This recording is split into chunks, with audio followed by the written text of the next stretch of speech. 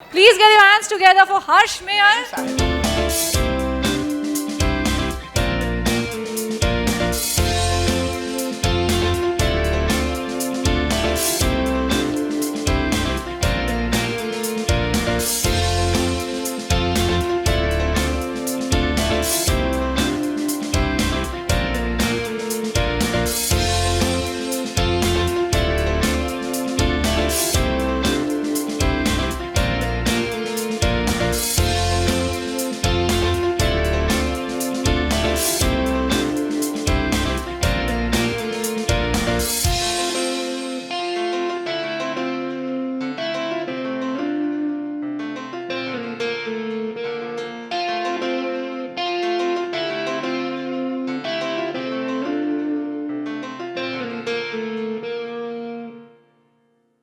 नामुमकिन जैसी कोई भी चीज नहीं, जो खुद ना बने वो कोई भी नसीब नहीं। मिलेगी मंजिल चाहे करीब नहीं, मैं हूँ दिल का अमीर भाई फकीर नहीं। कोई भी लकीर नहीं ऐसी जो कह दे तुझे तेरी तकदीर नहीं। अगर हुई तेरी हार तो मान ले ये बात, बंदे तू ही जिम्मेदार कोई और नहीं। हाँ हाँ कहते हैं गीत यही, नई जमाने की है देखो नई रीत यही। जो कुछ चाहेगा तू वो भी पा जाएगा, तू जीत होगी तेरी कर खुद पे यकीन। हाँ पानी हो कम कंकर से निकाल, एड़ी का पसीना अपने सुर से निकाल। बस कर बातचीत अब रात गई बीत, तेरे सामने सवेरा तेरे सामने है जीत। टिक टिक घड़ी कहंदी आ गया समा, उठ वही जवाना कुछ करके वखा। ले ले अपनी तू था ना अपना बना, एवे गड्डियां च घूम के तू जिंद ना गवा। हाँ असी भी है अपना आप बनाया, जीती जावी के वे बाजी साडे वीर ने सिखाया। हाँ नाम बनाया नाले पैहा भी कमाया, लोकी कर देने गल्ला पकड़ के वखाया। मखाया दा नाम चमका दे, छा जा बई छा जा तू दुनिया हिला दे। मिट्टी नू भी हाथ लैंवा बन जांदी सोना। So get you shine on people, come on now. I got it all, got a bling bling, don't have any crown but still I'm a king. बाबा जी दी मेर होवे करी जा तू मेहनता, जी तेरी तेरी होनी बंदे तू वेखी जा। Thank you very much. दोस्तों मैं आप सबका 5 मिनट लूंगा। उसकी वजह यह है कि इंटरनेशनल ह्यूमन राइट काउंसिल के फाउंडर डॉक्टर सनी शाह साहब ने ये जिम्मेदारी मुझे दी है और मैं संस्था का जनरल सेक्रेटरी हूँ। तो मुझे ये कहा गया है कि आज एक अनाउंसमेंट करना है। वो अनाउंसमेंट ये है कि आज का ये जो अवार्ड फंक्शन है, मैं बहुत देर से बोला नहीं, आप सबकी तमन्ना थी मैं बोलूँ। तो दोस्तों हमारे जो फाउंडर साहब हैं डॉक्टर सनी शाह साहब, उनका कहना है कि ये अनाउंसमेंट रामा मेहरा जी आप खुद करें। तो मैं एक अनाउंसमेंट करने जा रहा हूं कि हमारे जो इंटरनेशनल ह्यूमन राइट्स काउंसिल के फाउंडर सनी शाह साहब वो फाउंडर हैं, और हमारे इंटरनेशनल ह्यूमन राइट्स काउंसिल के नए अध्यक्ष जिनका नाम है साहिल शाह साहब। एक जोरदार तालियां चाहता हूं दोस्तों। दोस्तों आज का ये प्रोग्राम आपकी अपनी संस्था का प्रोग्राम है, आपका अपना प्रोग्राम है, लेकिन चूंकि हम सब इतने बिजी थे कि हम अपने अध्यक्ष महोदय को भूल गए। तो ऐसा नहीं है, चूंकि मेरे ऊपर आज 2 जिम्मेदारियां थीं। एक तो मुझे नए अध्यक्ष का अनाउंसमेंट करना था, और दूसरा ये था कि पिछले बार जब हमने बहुत बड़ा फंक्शन रखा भाईदास हॉल में, तो सबकी ये शिकायत थी कि हम दूर दूर से आते हैं, अपना पैसा खर्च करते हैं, समय देते हैं, मेहनत देते हैं, लेकिन हमें कभी कभी अवार्ड हमसे चूक जाता है, हमें अवार्ड नहीं मिलता है। तो इस बार मैंने अपने सनी शाह साहब से ये कहा कि मैं ये पूरी जिम्मेदारी मैं और मेरे ऑर्गेनाइजेशन के लोग संभालेंगे, इसीलिए मैं माइक से दूर रहा दोस्तों। लेकिन आज जब मेरे सनी शाह साहब ने मुझसे ये कहा कि रामा मेहरा जी आज आपको अपने नए अध्यक्ष की घोषणा करना है, तो आज मैं अपने नए अध्यक्ष साहिल शाह साहब को इस संस्था की जिम्मेदारी दे रहा हूं। साहिल शाह साहब, इनकी माता जी यहाँ पे उपस्थित हैं, मेरी भाभी जी हैं। भाभी जी हमारे नए अध्यक्ष महोदय हैं ये, और सनी शाह साहब हमारे फाउंडर हैं संस्था के, क्योंकि उनके ऊपर बहुत सारी जिम्मेदारियां हैं और मेरे ऊपर 2 जिम्मेदारियां हैं कि मुझे सनी साहब को भी संभालना है और साहिल साहब को भी संभालना है। तो दोस्तों आज से हमारी संस्था के नए अध्यक्ष साहिल शाह साहब हैं। ये सनी साहब के छोटे भाई हैं और मैंने इनको गोद में खिलाया है, आज इतने बड़े हो गए हैं, ये लॉयर भी बन गए हैं, मैं परिवार का सदस्य हूँ। तो मैं चाहता हूं कि आप सब अपने नए अध्यक्ष के मुंह से कुछ सुनना चाहेंगे कि नहीं? क्या बात है, बहुत बहुत शुक्रिया दोस्तों। तो मैं अपने नए अध्यक्ष महोदय, ये अदालत में बोलते हैं, चूंकि ये वकील हैं तो इनका कहना था कि मैं बोल नहीं पाऊंगा अंकल, तो मैंने कहा नहीं, मेरा यही काम है लोगों को सिखाना भैया। सनी साहब बोलते नहीं थे, आज बहुत अच्छा बोलते हैं। अब वो बोलते बोलते कहीं और बोलने की तैयारी कर रहे हैं। वो कहाँ बोलने की तैयारी कर रहे हैं ये मुझे बोला गया, बोलना नहीं है, तो वो कहीं और बोलेंगे अब। और अब यहाँ से इस संस्था के मंच से मैं और हमारे नए अध्यक्ष महोदय बोलेंगे। तो मैं चाहता हूँ आप सबकी जोरदार तालियों के साथ हमारे अध्यक्ष महोदय साहिल शाह साहब।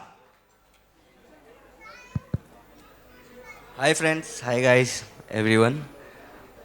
एक्चुअली ये आदत नहीं है क्योंकि मैं लॉयर हूँ। तो लॉयर कोर्ट में बोलता है तो वो पढ़ाई करके जाता है।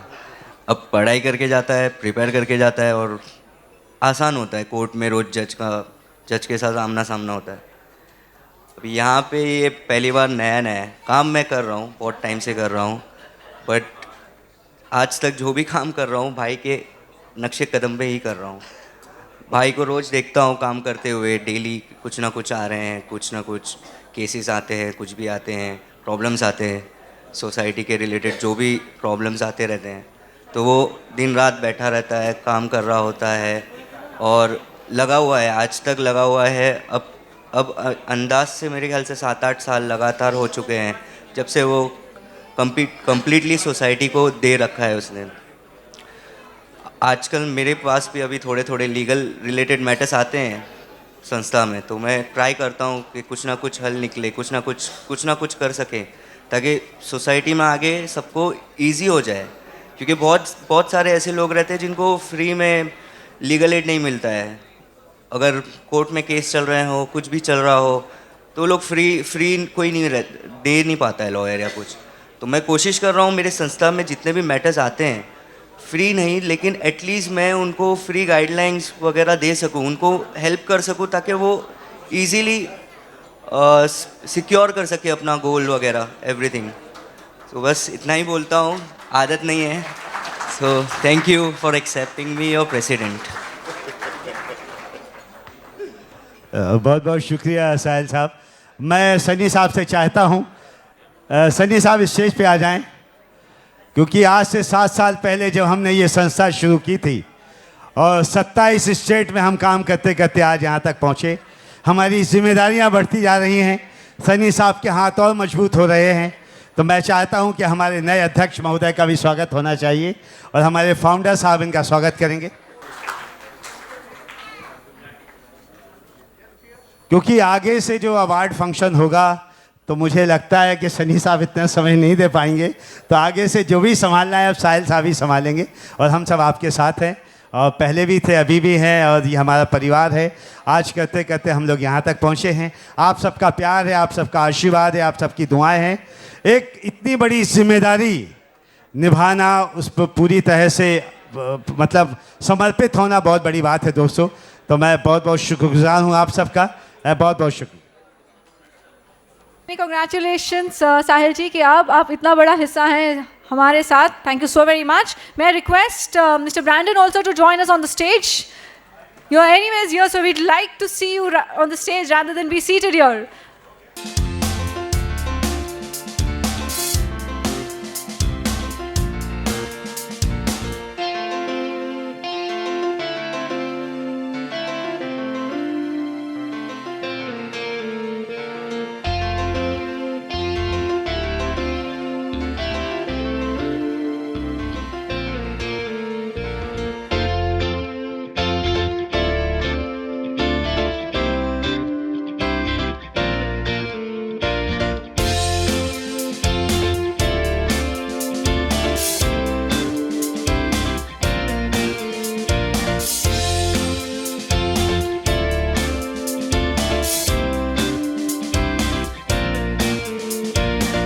इंटरनेशनल ह्यूमन राइट्स काउंसिल के फाउंडर डॉक्टर सनी शाह साहब आप सबको संबोधित करना चाहते हैं दोस्तों। तो मैं चाहता हूँ आप सबकी जोरदार तालियां होना चाहिए। Good evening. आज सबसे पहले पूरे भारतवर्ष से और कुछ अंतर्राष्ट्रीय वर्गों से जो भी अतिथिगण यहाँ पे आए हुए हैं और जो भी गेस्ट आज हमारे बीच में मौजूद हैं, उन सब का मैं सबसे पहले अपनी संस्था की तरफ से आभार व्यक्त करता हूँ कि अपना कीमती समय निकालकर वो यहाँ पे आज पहुँचे और इस प्रोग्राम की शोभा बढ़ाई, उसके लिए। और आज ये प्रोग्राम में सबसे बड़ा श्रेय उनको जाता है क्योंकि देश के विभिन्न अलग अलग कोनों से वो आज यहाँ पे मौजूद हुए, हाजिर हुए और इस प्रोग्राम को पूरी तरीके से सक्षम किया। आगे थोड़ी सी रोशनी मैं डालना चाहूँगा क्योंकि कुछ बहुत से नए लोग हैं, कुछ पुराने लोग हैं, कुछ हमारे बहुत से लोग हमारे अतिथि भी हैं। तो सबसे पहले तो संस्था के बारे में मैं बताना चाहूँगा कि आज से 7 साल पहले हमने एक शुरुआत की थी और उस शुरुआत के लिए 7 साल पहले जो हमने आज शुरुआत की थी वो आज इस मुकाम पे पहुँच गई है कि आने वाले समय में हम अब तक तो भारत में काम कर रहे थे, लेकिन आज हमारे बीच जो डॉक्टर रामकृष्ण शाह जी हैं, उनकी प्रयासों से, काफ़ी महीनों की ताकत से अब इस अप्रैल को हमारी संस्था America, United states of America में रजिस्टर होने जा रही है और वहाँ पे अपने कार्य शुरू कर रही है और हमारा इंटरनेशनल हेडक्वार्टर न्यूयॉर्क में बनने जा रहा है। और रामकृष्णा जी है यहाँ पे?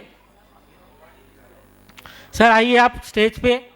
आज आप ही की वजह से ये संस्था हिंदुस्तान से अंतर्राष्ट्रीय स्तर पर जा रही है और आने वाले समय में हम और भी विभिन्न अलग अलग देशों में और राज्यों तक ये संस्था पहुंचाने का बीड़ा आज उठाते हैं। और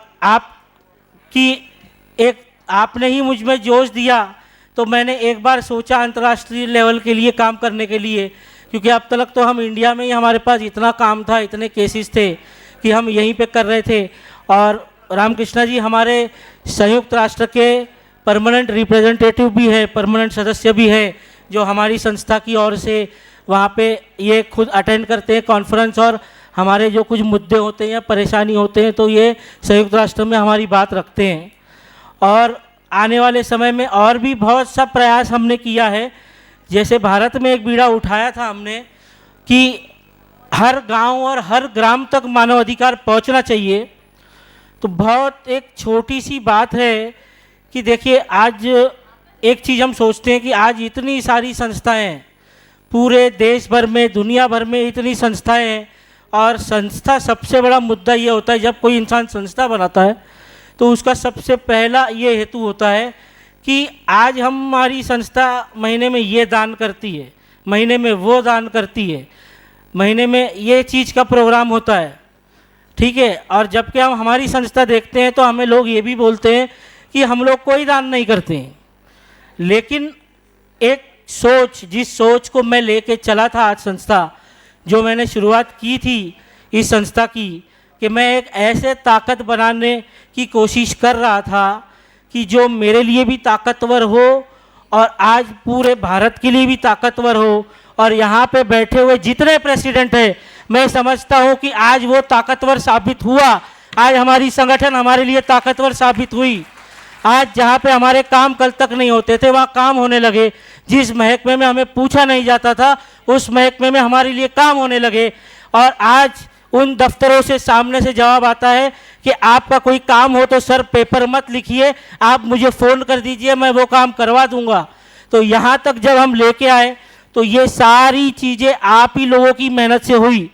लेकिन इसको हम और बेहतरीन तरीके से और एक क्वालिटियस काम करके और इसको ऊंचाई पे ले जाएंगे, ताकि अगर हम किसी एक छोटे से भी कोई गांव में भी चला जाए तो अंतर्राष्ट्रीय इंटरनेशनल ह्यूमन राइट काउंसिल कहीं पे भी कोई बिना पहचान का ना रहे, लोगों को पता चले कि इंटरनेशनल ह्यूमन राइट काउंसिल क्या करता है।